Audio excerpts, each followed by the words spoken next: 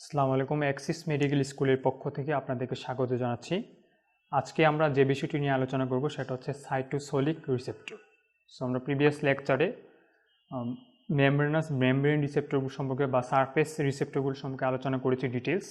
আজকে আমরা আলোচনা করব হচ্ছে সাইটোসোলিক রিসেপ্টর। তো সাইটোসোলিক রিসেপ্টর সম্পর্কে কথা বলার আগে প্রথম যে বিষয়টা জানতে হবে সেটা হচ্ছে সাইটোসোলিক রিসেপ্টর কেন সেলের ভিতরে থাকে। মানে সাইটোসোলিক রিসেপ্টর শব্দটা থেকে বোঝা যাচ্ছে যে রিসেপ্টরটার লোকেশন হচ্ছে উইদিন সাইটোপ্লাজম।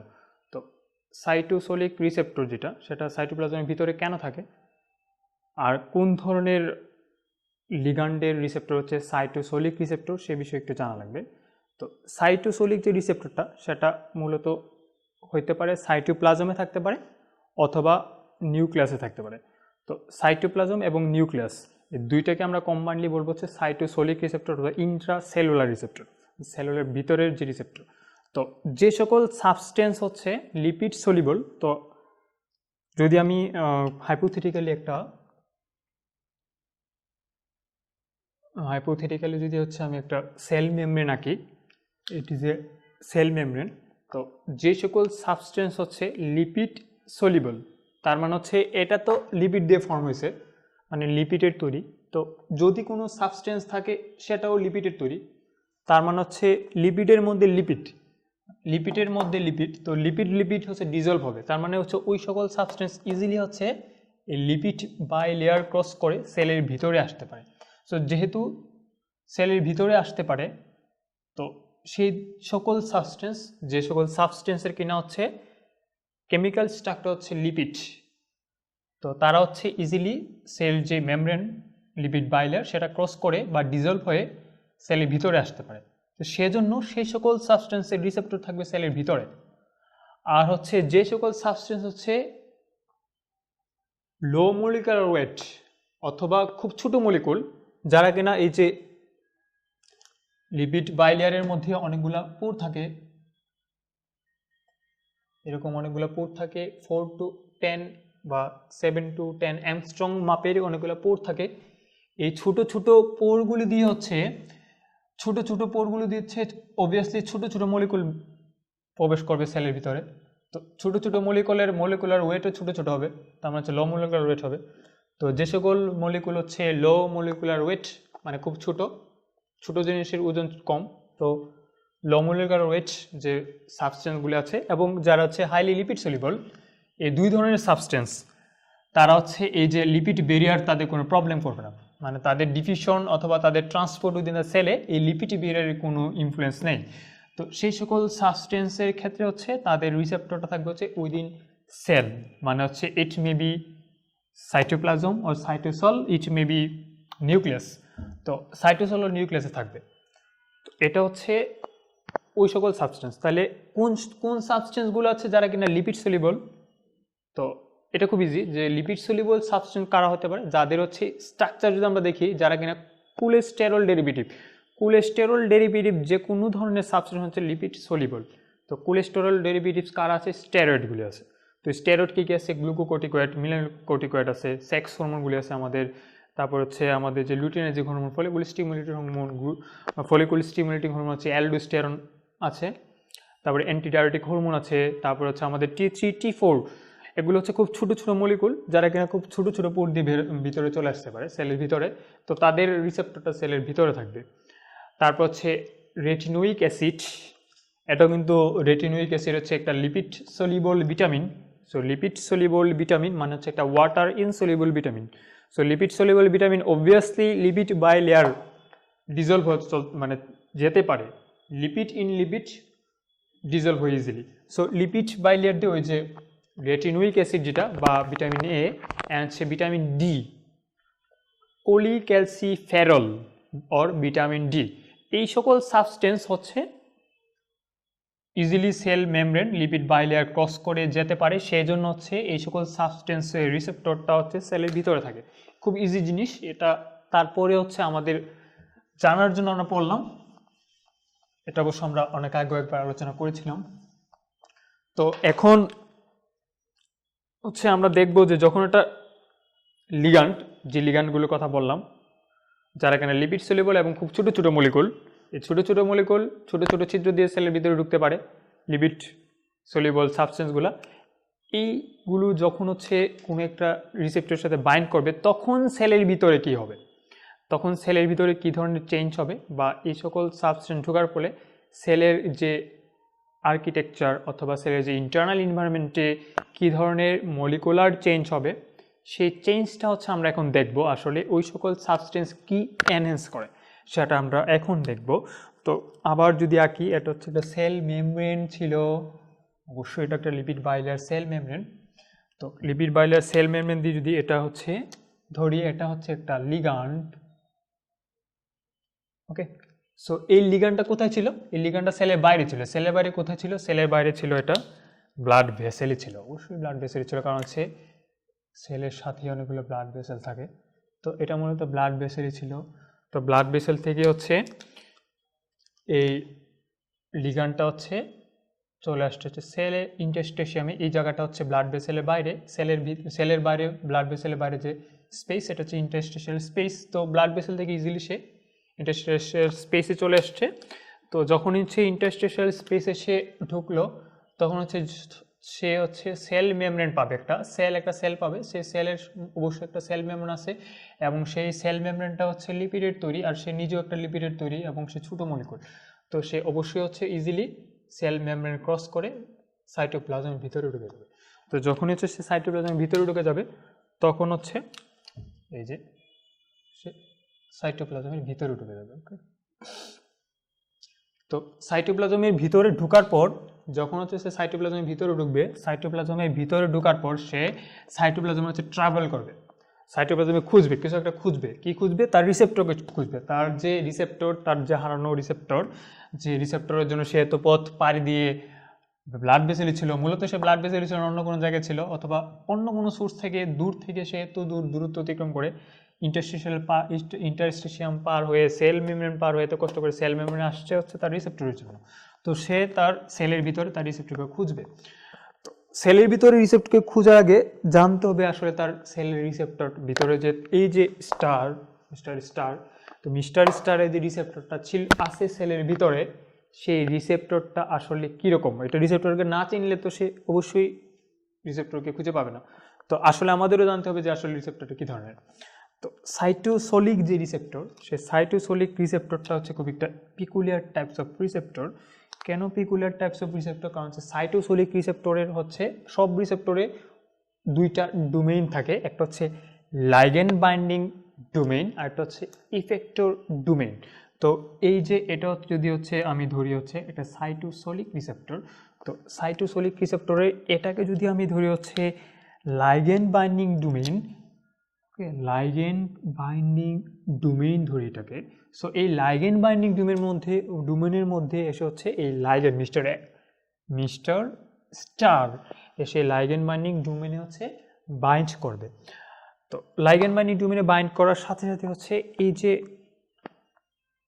রিসেপ্টর, সেই রিসেপ্টর তো আরেকটা থাকে, কি থাকে, আরেকটা ডোমেইন থাকে, সেই ডোমেইনটার নাম হচ্ছে ইফেক্টর ডোমেইন। তো এই যে ইফেক্টর ডোমেইনটা, সেই ইফেক্টর ডোমেইনটা নিয়ে হচ্ছে আমাদের যত মাথা ব্যথা। আমাদের কোনো লাইগেন্ড বাইন্ডিং ডোমেইন নিয়ে কোনো সমস্যা নেই, আমাদের যেটা জানতে হবে সেটা হচ্ছে ইফেক্টর ডোমেইন সম্পর্কে কিছু কথা আমাদের বলা লাগবে, কারণ ইফেক্টর ডোমেইনটাতে এখানে কিছু পিকুলিয়ারিটি শো করে, কিছু ব্যতিক্রম আছে হচ্ছে ইফেক্টর ডোমেইনে। সো এখন হচ্ছে এই ইফেক্টর ডোমেইন যেটা, সেই ইফেক্টর ডোমেইনে হচ্ছে এই যে এটাকে যদি আমি ইফেক্টর ডোমেইনের একটা অ্যাক্টিভ সাইট ধরি, এটা হচ্ছে ইফেক্টর ডোমেইন। তো যেহেতু এটা সেলের ভিতরে থাকে, তো যদি সে সেলের ভিতরে থাকে তাহলে হচ্ছে সে ইজিলি যে কোনো সময় সেলের নিউক্লিয়াসের সাথে গিয়ে ইন্টারাকশন করতে পারে। যেহেতু তার ইফেক্টর একটা ডোমেইন আছে, সেই ইফেক্টর ডোমেইন দিয়ে সে যে কোনো সময় হচ্ছে সেলের নিউক্লিয়াসের সাথে ইন্টারাকশন করতে পারে, যাতে করে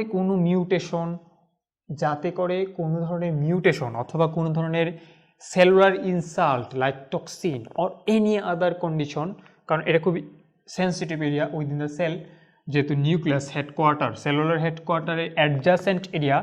তো যদি কোনো সেলুলার ইনসাল্ট হয়, সেই ইনসাল্টে যাতে করে আমাদের সেল নিউক্লিয়াসে কোনো ধরনের প্রবলেম না হয়, সেজন্য এর যে অ্যাক্টিভ সাইটটা, সেই অ্যাক্টিভ সাইটটাকে একটা লাগাম দিয়ে রাখা হয়, লাগাম, এটাকে লাগাম বলা যায়, লাগাম দিয়ে রাখা হয়, এই যে লাগাম দিয়ে রাখা হয়। অথবা ইংলিশে যদি আমরা বলি the active domain of the intracellular cytosolic receptor is masked, মানে মাস্কিং করা থাকে by a protein, and this protein is called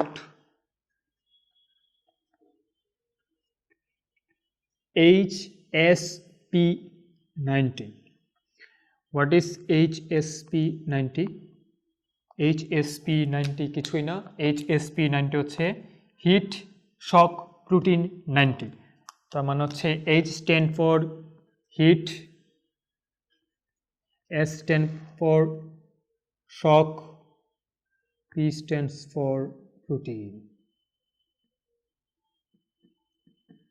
তাহলে হচ্ছে এখানে যে রিসেপ্টর ইন্ট্রাসেলুলার ডোমেইন, সেই ইন্ট্রাসেলুলার ডোমেইনের ইফেক্টর যে সাইট, সেই সাইটটা মাস্কিং করা থাকে হচ্ছে, আর কভার করা থাকে, আর র্যাপিং করা থাকে হচ্ছে একটা প্রোটিন দিয়ে। সেই প্রোটিনটার নাম হচ্ছে হিট শক প্রোটিন 90। তো যখন হচ্ছে হিট শক প্রোটিন 90 এই ইফেক্টর সাইটের সাথে বাইন্ড অবস্থায় থাকে, তখন হচ্ছে হিট শক প্রোটিন 90-র ফাংশন কি কেন, মানে এই যে হিট শক প্রোটিন 90 একটা প্রোটিন যেটা কিনা এই জায়গাতে মাস্কিং করে আছে, র্যাপিং করে আছে, এটা ফাংশন কেন র্যাপিং করে আছে? শুধু শুধু আর র্যাপিং করে থাকার দরকার নাই। সে র্যাপিং করে আছে হচ্ছে যতক্ষণ পর্যন্ত হিট শক প্রোটিন 19 যতক্ষণ পর্যন্ত হচ্ছে তার মানে ইন্ট্রাসেলুলার রিসেপ্টরের ইফেক্টর ডোমেনের র্যাপিং করে রাখবে, মাস্কিং করে রাখবে, কভারিং করে রাখবে, ঠিক ততক্ষণ পর্যন্ত হচ্ছে এর ইন্ট্রাসেলুলার যে ডোমেন রিসেপ্টরের, সেই ইন্ট্রাসেলুলার ডোমেন যেটা বা ইফেক্টর ডোমেন, সেই ইফেক্টর ডোমেনটা হচ্ছে ইনঅ্যাক্টিভেটেড থাকবে। তার মানে হচ্ছে ইফেক্টর যে ডোমেনটা এটা নর্মালি অ্যাক্টিভেটেড থাকে, সেই অ্যাক্টিভেটেড ডোমেনটাকে ইনঅ্যাক্টিভেটেড করার জন্য হচ্ছে হিট শক প্রোটিন 90-র ভূমিকা এটাই। হিট শক প্রোটিন 90-র কাজ কি? এই যে এখানে যে ডোমেনটা আছে ইফেক্টর ডোমেন রিসেপ্টরে, সেই রিসেপ্টর ইফেক্টর ডোমেনটাকে ইনহিবিটেড করে রাখা। তারপর যে ইফেক্টর ডোমেন যেটা, তার এই ইফেক্টর ডোমেনের আরেক পাশেই হচ্ছে আরেকটা ইম্পর্টেন্ট স্ট্রাকচার থাকে যেটা নিয়ে আমাদের একটু জানা লাগবে, সেটা হচ্ছে ইফেক্টর ডোমেনের ঠিক অপোজিট পাশে হচ্ছে এখানে এরকম একটা জিঙ্ক, ঠিক একটা জিঙ্ক 4টা সিস্টিন রেসিডিউর সাথে হচ্ছে কাপলিং করে থাকে। এটা তো হচ্ছে ইন্ট্রাসেলুলার রিসেপ্টর, এটা হচ্ছে লাইগেন্ড বাইন্ডিং ডোমেন, এটা হচ্ছে ইফেক্টর ডোমেন। ইফেক্টর ডোমেনের যে ইফেক্টর সাইট সেটা মাস্কিং করা থাকে অথবা র্যাপিং করা থাকে হচ্ছে হিট শক প্রোটিন 90 দিয়ে। তো হিট শক প্রোটিনের কাজ কি? সেটা হচ্ছে ইফেক্টর ডোমেনটাকে ইনঅ্যাক্টিভেটেড করে রাখে, মানে যতক্ষণ পর্যন্ত ইফেক্টর ডোমেনের মধ্যে হিট শক প্রোটিন 90 থাকবে ততক্ষণ পর্যন্ত হচ্ছে এই ইফেক্টর ডোমেনটা ইনঅ্যাক্টিভেটেড অবস্থা থাকবে। তার মানে যদি কোনো কারণে হচ্ছে হিট শক প্রোটিন 90-কে আমি এই ইফেক্টর ডোমেনের ইফেক্টর সাইট থেকে সরিয়ে দিতে পারি, তাহলে হচ্ছে আমরা বায়োলজিক্যাল অ্যাকশনটা পাবো। তার মানে হচ্ছে এটা হচ্ছে একটা নেগেটিভ ইফেক্ট দিয়ে রাখতেছে। তো এর উপরেই মানে এই ডোমেনের মধ্যে হচ্ছে zinc, 1 atom zinc 4 atom or 4 molecule cysteine রেসিডিউর সাথে কাপলিং করে থাকে লাইক দিস। মানে এটা যদি জিঙ্ক হয় 4টা সিস্টেইন, এটা zinc, my hand is zinc 1 2 3 4, 4টা সিস্টেইনের সাথে কাপলিং করে থাকে।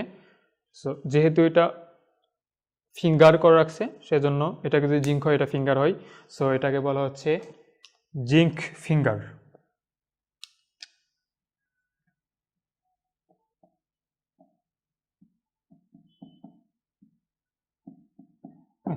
জিঙ্ক ফিঙ্গার বলা হয়। তো এই জিঙ্ক ফিঙ্গারের যে জিঙ্কের কি কি ফাংশন, মানে কেন জিঙ্ক থাকে, তো বিভিন্ন বইয়ে লেখা আছে যে জিঙ্ক হচ্ছে ডিএনএকে র্যাপিং করে রাখে। তো এতটুকুই। আর মূলত হচ্ছে আর এখানে ইফেক্টর যে ডোমেইন সেই ইফেক্টর ডোমেনের আরেকটা ফাংশন হচ্ছে, এই ইফেক্টর ডোমেনটা হচ্ছে এখানে আরেকটা, এটা আরেকটা ডোমেন থাকে, যে ডোমেনে হচ্ছে XPR2 থাকে। তো যখন হচ্ছে লিগ্যান্ড এসে বাইন্ড করবে,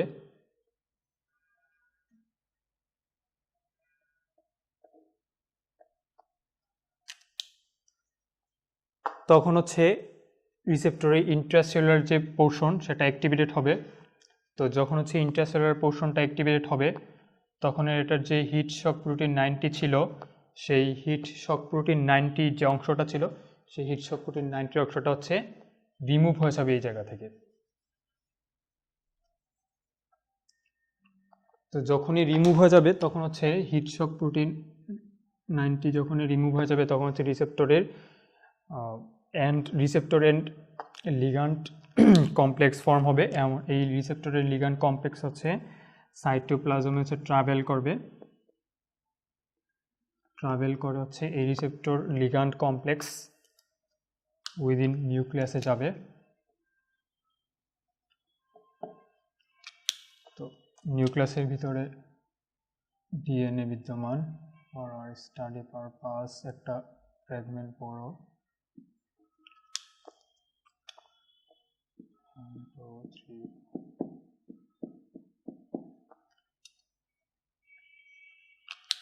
তো রিসেপ্টর লিগ্যান্ড কমপ্লেক্স নিউক্লিয়াসে যাবে। নিউক্লিয়াসে গিয়ে হচ্ছে এর যে ইফেক্টর সাইট, সেই ইফেক্টর সাইট হচ্ছে এনহ্যান্সর রিজন অফ দ্য ডিএনএর সাথে বাইন্ড হবে।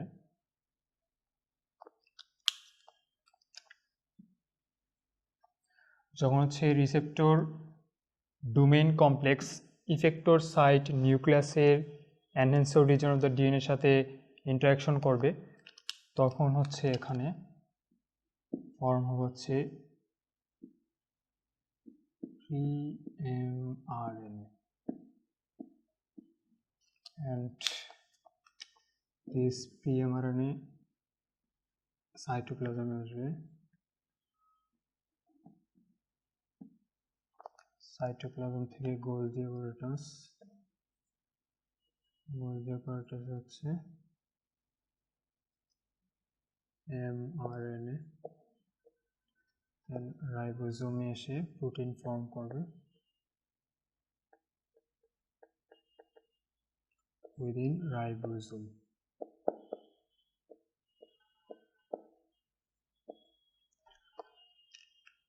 সো এটাই মূলত সাইটোসোলিক রিসেপ্টরের পাথওয়ে।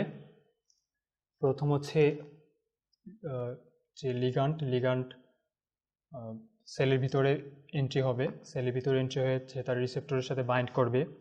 তো রিসেপ্টরের যে লিগ্যান্ড বাইন্ডিং ডোমেনের সাথে বাইন্ড করার পর হচ্ছে রিসেপ্টরের ইফেক্টর যে ডোমেন, সেই ডোমেনটা হচ্ছে মাস্কিং করা থাকে হচ্ছে হিট শক প্রোটিন 90 দিয়ে। তো হিট শক প্রোটিন 90 হচ্ছে ডিসপ্লেস হবে। যখন হচ্ছে হিট শক প্রোটিন 90 ডিসপ্লেস হবে, সেই হিট শক প্রোটিন 90 ডিসপ্লেস হওয়ার পর রিসেপ্টর এবং হচ্ছে লিগ্যান্ড একটা কমপ্লেক্স ফর্ম করবে। সেই কমপ্লেক্স হচ্ছে নিউক্লিয়াসে যাবে। নিউক্লিয়াসে গিয়ে এনহ্যান্সর রিজন অফ দ্য ডিএনএকে ইন্টারাকশন করবে, করার পর এমআরএনএ ফর্মেশন হবে। প্রি-এমআরএনএ সাইটোপ্লাজমে আসার পর গোলজি অ্যাপারাটাসে মডিফিকেশন হয়ে এমআরএনএ ফর্ম হবে, যেটা আলটিমেট ফের হচ্ছে protein synthesis. So each may be structural protein or functional protein. So সবাইকে ধন্যবাদ, সবাই ভালো থাকবেন, সুস্থ থাকবেন। ভিডিওটি কেমন লেগেছে, কোনো কোশ্চেন থাকলে অবশ্যই কমেন্টস করে জানাবেন। ধন্যবাদ।